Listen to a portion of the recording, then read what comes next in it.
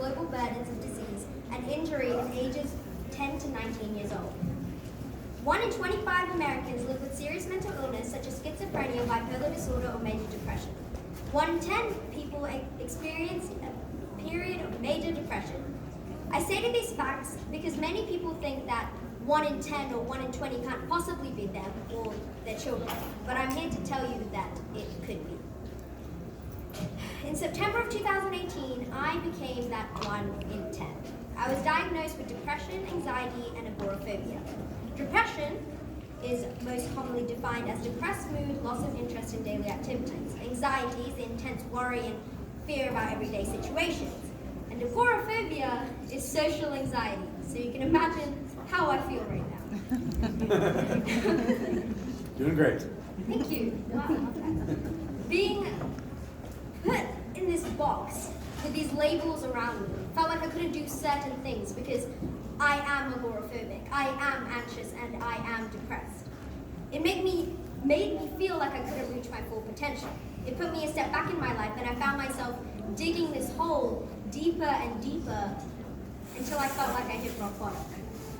And I did things that I thought would help myself so that others wouldn't have to know how I felt.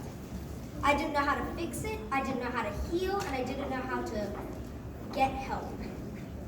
As self-medication, I tried marijuana, I tried self-harm, I tried so many things to help myself so others wouldn't have to know the pain that I was going through.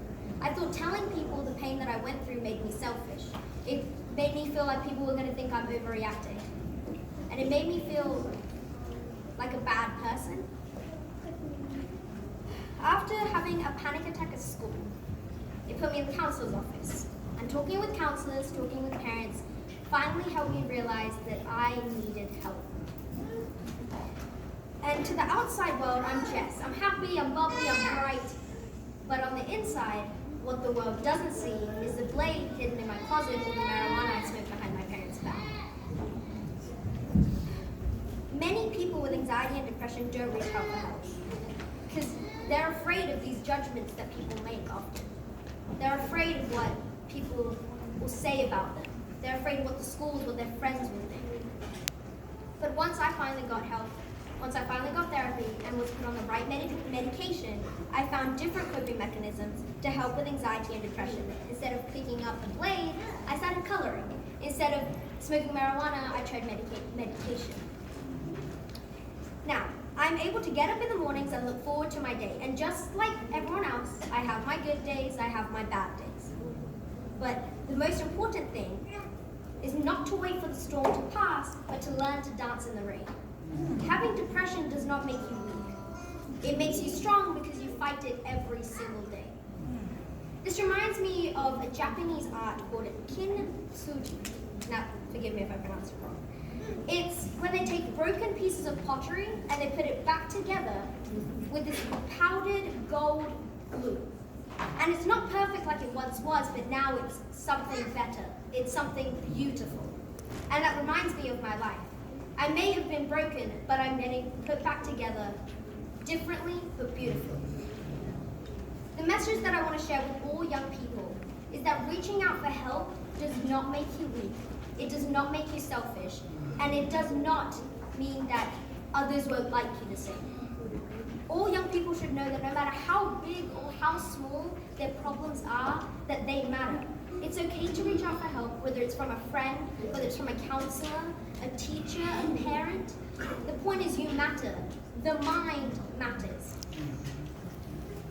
I'd like to talk about some symptoms that parents may see in their children that may be suffering in silence. They may display lack of interest in activities, fatigueness, sweating in certain situations, feeling hopeless, feeling guilty, and just if they seem more upset or angrier than usual. I'd like to give one more message to the parents today. It can often be hard to imagine that your children can go through such harsh things. But just going home and setting some time apart to tell them how much you love them and asking them just how their day is going can truly change their lives.